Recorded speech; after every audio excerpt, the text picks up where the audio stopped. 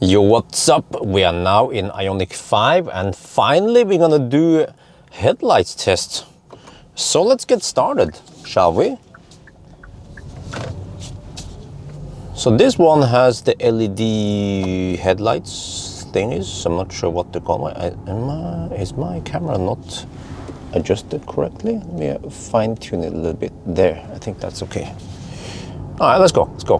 It's an 80 zone here after all. So here we have the low beam, and then it has the high beam thing on here. You see, it's just on and off like this. So it doesn't have any adaptive headlights, matrix turning headlights, for example, like the ID4, which is one of the rivals, and then also Model Y. And maybe in this price range, maybe Mach-E. So I should be comparing against those cars, right? Well, let's see now. Just do the regular route here. I mean, should I use high beam? Or it has some kind of automatic high beam, low beam right now. Or let's watch out for the Hedgehog, Sonic the Hedgehog. But I just forced on high beam, because in street lights like this, then if I push it once, it doesn't do anything, and then suddenly it will come on. Yeah, but let's okay, there you go. All right, now we go in the dark zone, the dark side. Yeah, I have to do it today because in the following next 7 days, it will be raining a lot. But okay, so let's see. We have dry asphalt, fairly dark outside nowadays, getting close to winter.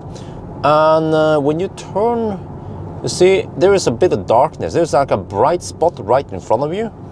This seems like more like American cars where they focus more on, well, except for Tesla. Lately they've been improving it. But look, you have actually quite a lot of dark spot on the left and the right. So when you go on twisty roads like this, then you are in the dark many places. Like here, I would wish to see more light to the sides, but however, it seems like at least on the right side, which is somewhat important, is okay lit. Yeah, I don't mind the sound. It's just it's a Korean car. It's an Asian car after all. They like to beep at you. But the spread could be better. Now we're gonna see soon once we get to this section here, which has the twisty part and also some trees. You can see how lit the trees are.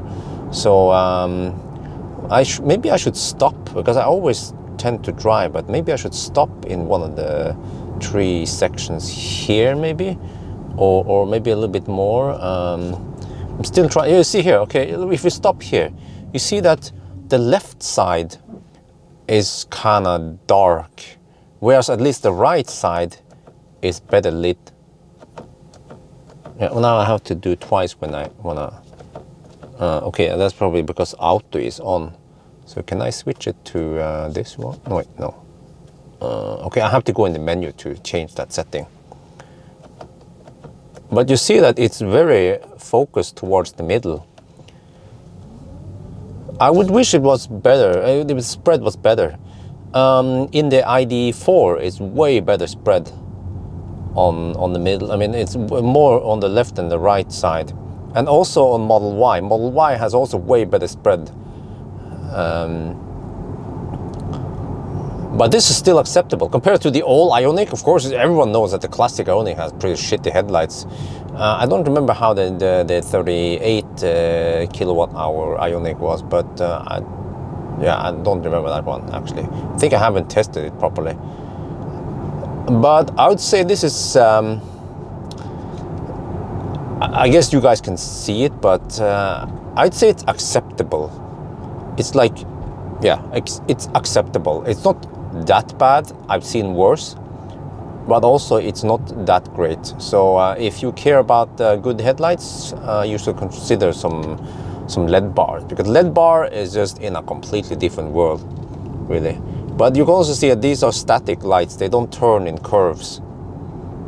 Even though I've activated the adaptive, or I mean not adaptive, I activated the automatic head. Oh, it's a bit foggy over here. What is it?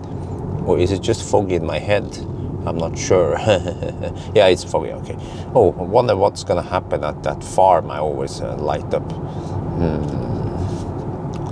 Okay, but let's see. We're gonna do it anyway. We're gonna do quick light up in the farm, and also do a little turning circle test. Yeah, it's like Kinder egg.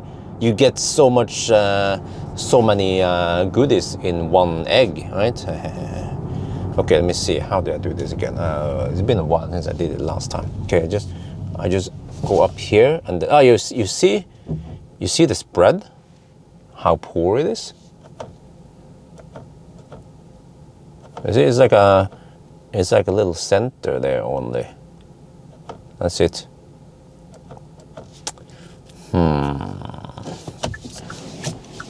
Okay, let's see. How about turning circle? Oh, well, I can feel the 3 meter, wheelbase. Okay, let's go back. Yeah. So, but what about low beam? How is a low beam then? Well, it has good spread, at least the low beam. It's just that the high beam section I wish was a bit wider and brighter. So, in my opinion, well, we should also maybe compare to Polestar 2. The Polestar 2 is also similar, at least similar priced car. But Polestar, I feel like it's a bit smaller. But okay, as a Polestar is again still the best headlights I ever tried. They are just superb, adaptive, very reactive, very widespread, good. It's just perfect in every way. Polestar 2 lights, and then the ID4 comes on a very good second. I don't remember why I ranked the Polestar to be better. Yeah, I think Polestar had just one notch better spread, but the ID4 was still also really good. But then when it comes to spread and strength, also the Model 3 and the Model Y spread is as good as Polestar, except for that they are not adaptive. They don't turn, they don't have any matrix action going on. So that's why the Model 3, Model Y headlights gets a lower score from me. So if I rank them, Polestar 2 best, ID4 second best. Well, did I forget anything? The Mach-E headlights were also kind of shitty, typical American lights, I guess. Very centered against, very focused against the center.